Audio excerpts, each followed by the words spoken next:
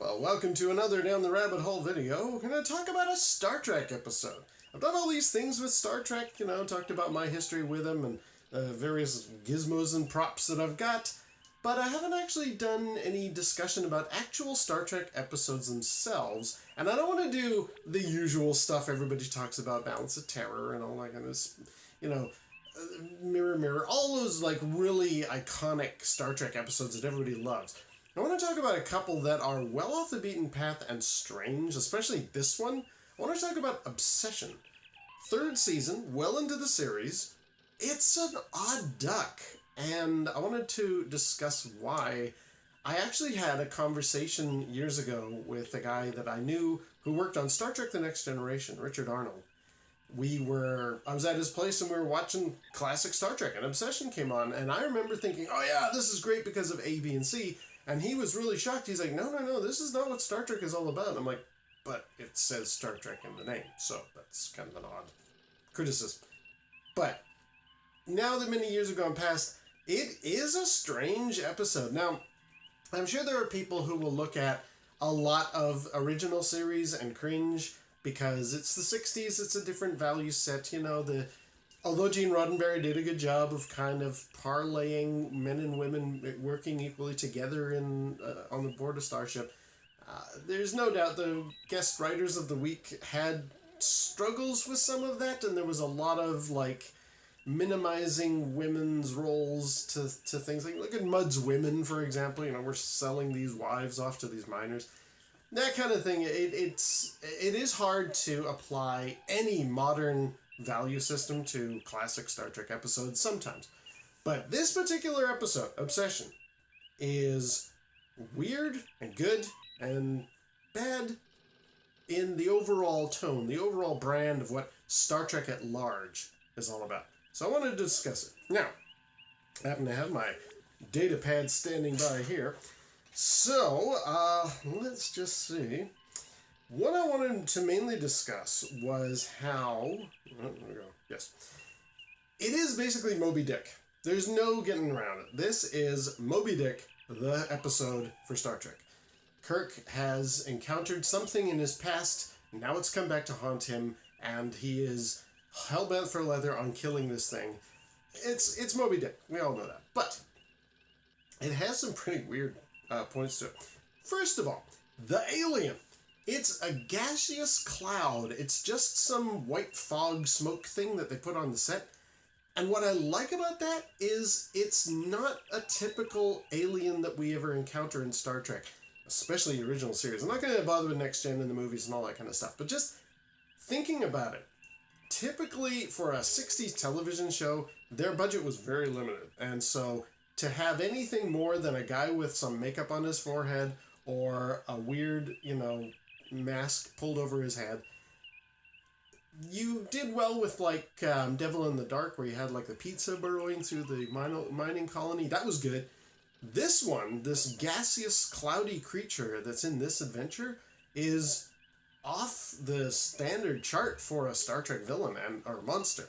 And it's really intriguing. I like that. It's okay, it doesn't look like anything worldly. It moves around and it has some interesting characteristics that they talk about in the episode.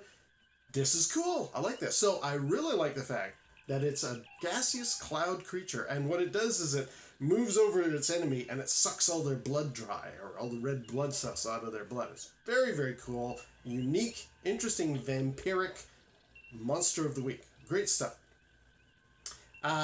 We find out that Kirk, about 11 years ago, when he was serving aboard, what was he? He was the phaser control ensign aboard the USS Farragut. Kirk encountered this creature or one very similar, and he hesitated in shooting it then, and he's got that as the thing that's stuck in his head. He's like, we've got to get this creature, and I got to make sure nobody hesitates this time around.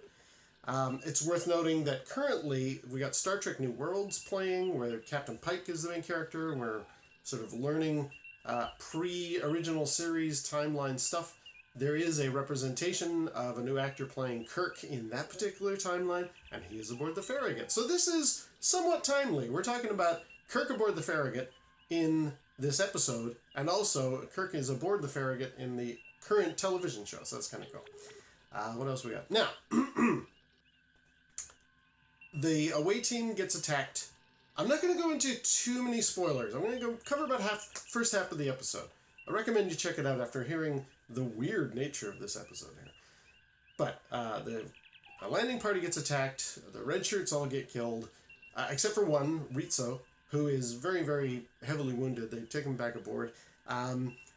We also have, now this is already an interesting point, a new character kind of comes aboard who reports for duty, another red shirt, Ensign Garovic. And what is really interesting about this guy, he is one of the few red shirts that survives the entire episode. Wow, that man deserves a medal. He lives through the whole thing. Even Rizzo, who initially survives the attack, he dies, spoiler, pretty early on in the episode. So our unfortunate stereotype of all red shirts dying is well in play in this episode. However, not for Ensign Garovic. Now, Ensign Garovic is actually the son of Captain Garovic, who Kirk served with aboard the Farragut. And I really feel for that poor captain. Not only did he fight this gaseous creature years ago, but can you imagine every day aboard the Farragut, the captain having to, like, hail or something like that? He's got a mouthful. This is Captain Garovic of the USS Farragut. He's got to do that every time. There's a lot of, like, triple barrel names going on here, triple syllable names going on here. My sympathies go out to the Garovic family and any Garovics who are out there. If you're aboard that Farragut, that's a big mouthful. Anyway, so Garovic comes to, or Kirk talks to Garovic, especially Garovic is in the background when they find out that Rizzo dies. And Kirk is like, oh, did you know Rizzo? And Garovic is like, yeah, we were in the academy together. Was it the academy together? They graduated together. And Kirk says to him, all right, you want to crack at you want to get a crack at what killed him? And Garovic is like, oh, heck yeah. Now that is really off-brand and weird by Star Trek standards. This is what I'm getting with the whole episode. This is not your typical, oh, here is this poor creature that we have to discover what its motivations are. Sure, it's attacking some people, but it's protecting its young, or it's trying to get home, which is sort of the case here. But this particular plot line is handled very strangely by Star Trek standards, in that no real attempt is made from the writer's point of view.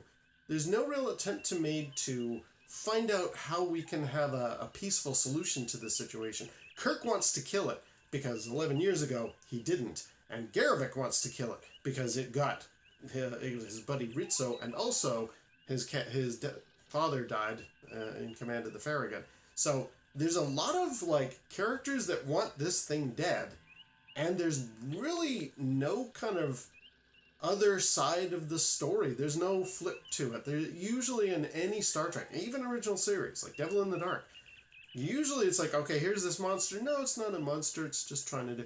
Not with this gas creature. They are just like, nope, this thing deserves to die. You want to crack at it? Yes, sir, I do. Now, they do actually have another encounter later, and Garovic hesitates. He doesn't shoot, just like Kirk 11 years ago. And Kirk really drills down on that. He's like, wait a minute, you mean you shot or you didn't shoot? Was it hovering or was it moving? And Garovic kind of like really confesses, no, I did hesitate. So he's relieved of duty. Kirk has got no time for this. And even Kirk and Spock, or Spock and McCoy, are kind of like, Captain, you're being a little bit harsh to him. And Kirk, like, really dresses them down. He's not giving them a lot of, Spock and McCoy, he's giving them a lot of attitude about, like, this is my ship, and I can make that decision. He hesitated, lives were lost, type of thing. It's out of, it's very strange to see Kirk really complaining and shouting at Spock and McCoy to the degree that he does in this episode. We're used to them being very, buddy-buddy, and sure, they've got their arguments, but it tends to be between Spock and McCoy, and Kirk is kind of the calming influence over both of them. Not in this case. In this case, Kirk is hellbent for leather on killing this creature. What else we got here? Oh, and it's not just Spock and McCoy that are subjected to this. Scotty himself He's trying to get Kirk to say, we've got this shipment we got to get to the Yorktown. Can we move on? And Kirk is saying, no, we're staying, we're running some scans. Scotty reminds him of the urgent nature of that mission. And Kirk even says, I'm tired of my senior officers conspiring against me. Which is like, whoa, this is really, this is angry Kirk. This is not something we're used to seeing. He sort of apologizes, but it's a lot of, cracking the whip from the character of Kirk, which we're not really used to. And also Chekhov. Chekhov gets it, too.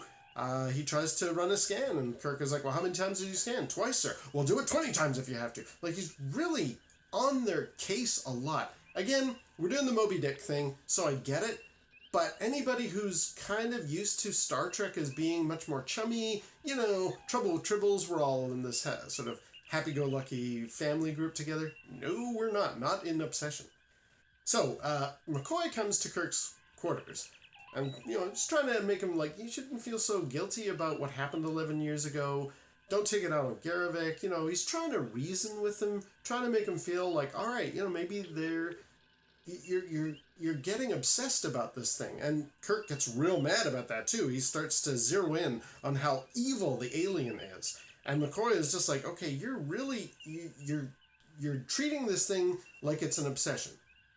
No holds barred. It leads to one of my favorite scenes, though, because the two of them have now had this standoff in Kirk's quarters. Kirk is like, all right, if that's your professional opinion, Doctor, that type of thing. And McCoy goes to the door. He's like, no, it's not just my professional opinion. And in walks Spock. And it's now, now we're elevating outside of just an argument among sort of leaders of this ship. Now we're getting into official territory. And there is a wonderfully written scene. I really always like this bit where, now that Spock has walked into the room, Kirk says, and it's great, do I take it, Doctor, Commander, that both of you, or either of you, consider me unfit or incapacitated? And Spock says, correctly phrased, Captain, as recommended in the manual. Our reply, also as recommended, is, Sir, we have noted that in your recent behavior, certain items which, on the surface, seem unusual. And it's this nice... how can I describe it? It's a nice, disarming moment, because the characters have been at each other's throats now for a little bit in these scenes, but now it's like Spock has come along. It's a really good moment for him as a character. We have now escalated this into the official capacity. These uniforms that we wear, these titles that we carry. Now we're talking administrative. This is almost like a human resources move. Okay, we are now going to log a grievance because we are getting to the point where we've got way too many arguments going on. You are clearly obsessed about this creature, and we need to take it to an official place. I can't describe it very well, but I do like that because for me it was something that I really liked about the original series, how they were very... I don't even know the right phrase for it. There was a little more gristle and rough edges to the original series. By the time Next Generation came out, they had a counselor for these kind of things. They had a lot of how to overcome problems going on. Also, Picard was a way more laid-back kind of a captain. So it was... And you didn't have a McCoy flying off the handle at every minute. So I really like this scene. I really like what the characters are doing in this moment. It's a real character-revealing, character-developing moment for Kirk and Spock and McCoy. Here we are, the three of us. We have an impasse. We have a real problem with the captain's orders. How are we going to resolve this? Are we going to go, to HR equivalent? I always liked that, and these were the things that I argued with Richard Arnold about. He would be like, no, Star Trek was always kind of more... Everybody's working together toward a goal. And I'd be like, yeah, sure, but if anybody these days can claim to the point that, working toward an end goal, There's always something that somebody trips over and causes others friction. And I like the fact that Kirk, Spock, and McCoy, they don't quite come to fisticuffs over this, but it's a degree of like, okay, this is a harsh situation that we're in. We've got an obsessed captain and this thing that's going around killing people. We need to like start rattling some sabers and smarten up. And that's what it is. I like it because it's Spock saying, "Come on, smarten up, everybody." And you just didn't get that in The Next Generation. Am I correct? I mean, fans could probably be a little more. Could correct me on that if you like. But anyway, so the rest of the episode, I recommend you check it out. Now that you've kind of seen, there are all these like really off-brand Star Trek moments going on here, things you wouldn't really expect. Check it out. I'll gloss over the ending. Spock gets attacked by the creature, and that's pretty horrifying. He is then completely convinced this isn't just some smoky thing. This is actually an alien being, which impresses Kirk. He's like, "Oh, you see what I mean? You see what I've been up to?" "Yes, absolutely, Captain. Logic dictates."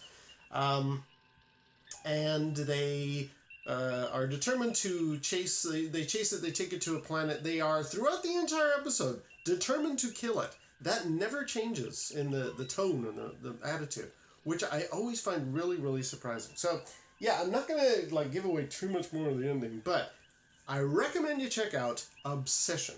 It is off the beaten path for a Star Trek episode. You don't get episodes like this. Even in the original series, there was not that degree of angst and argument and fever going on. It's a real, like, go for the gusto, sucking the blood out of the storyline type of thing. It's not even my favorite. I don't particularly like the episode. It's okay. It's one of the, 6 out of 10 episodes that exist. Or, to get back to my discussion about the braids, it's a 3 out of 5, in my opinion. Maybe a 4. I'll be fair. I'll give it a 4 out of 5. So yeah, that is the episode called Obsession. I wanted to just focus in on a Star Trek episode, especially one not a lot of people ever talk about, because it's weird and it's different. All right. Well, until next time, we'll see you down the rabbit hole and execute.